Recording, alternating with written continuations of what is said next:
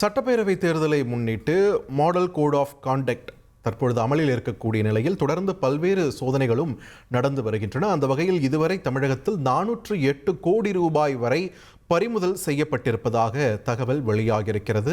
ரொக்கப்பணம், பரிசு பொருட்கள், தங்கம், வெள்ளி உரிய ஆவணங்கள் இன்றி கொண்டு வரப்படும் போது அவை பறிமுதல் செய்யப்படும் என்று ஏற்கனவே எச்சரிக்கை விடுக்கப்பட்டிருந்த நிலையில் தற்பொழுது வரை 408 கோடி ரூபாய்க்கும் அதிக மதிப்பிலான ரொக்கம் மற்றும் பொருட்கள் பறிமுதல் செய்யப்பட்டிருப்பதாக தேர்தல் ஆணையம் தரப்பிலிருந்து விளக்கமானது கொடுக்கப்பட்டிருக்கிறது.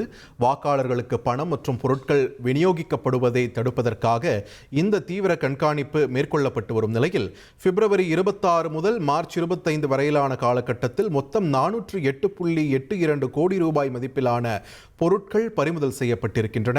அதில் 17.44 கோடி ரூபாய் மதிப்பிலான மதுபானம், 37.68 கோடி ரூபாய் மதிப்பிலான போதைப் பொருட்களும் அவ்வகையே பறிமுதல் செய்யப்பட்டிருக்கின்றன.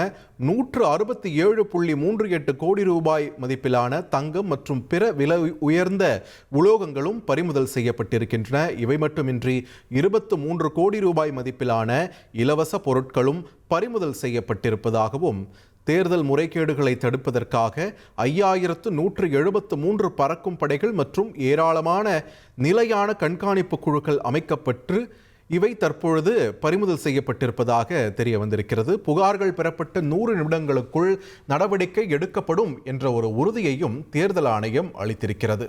மார்ச் 15 முதல் மார்ச் 25 வரை மொத்தம் 70,944 புகார்கள் இது சம்பந்தமாக பெறப்பட்டுள்ளதாகவும் அவற்றில் 95.8% புகார்கள் 100 நிமிடங்களுக்குள் தீர்த்து வைக்கப்பட்டிருப்பதாகவும் தேர்தல் ஆணையம் தரப்பிலிருந்து விளக்கமானது கொடுக்கப்பட்டிருக்கிறது. புகார்கள் இருந்தால் தேர்தல் ஆணையத்தின் கட்டணமில்லா உதவி எண்ணான 1950 தொடர்பு கொள்ளலாம் என்றும் ஒரு அறிவிப்பை வெளியிட்டிருக்கிறது தேர்தல் ஆணையம். இதுவரை நடைபெற்ற இந்த பறக்கும் படை சோதனையில் 408 கோடி ரூபாய் மதிப்பிலான பணம் மற்றும் பொருட்கள் மற்றும் விலை உயர்ந்த உலோகங்கள் பறிமுதல் செய்யப்பட்டிருக்கின்றன என்பதை முக்கிய செய்தியாக நாம் பார்க்கிறோம். இனி செல்லும் இடமெல்லாம் செய்தி. தந்தி டிவியின் வாட்ஸ்அப் சேனலை ஃபாலோ பண்ணினா செல்ல இருக்கும் இடமெல்லாம் செய்தி. இதோ QR கோட் இப்பவே ஸ்கேன் பண்ணுங்க, ஃபாலோ பண்ணுங்க.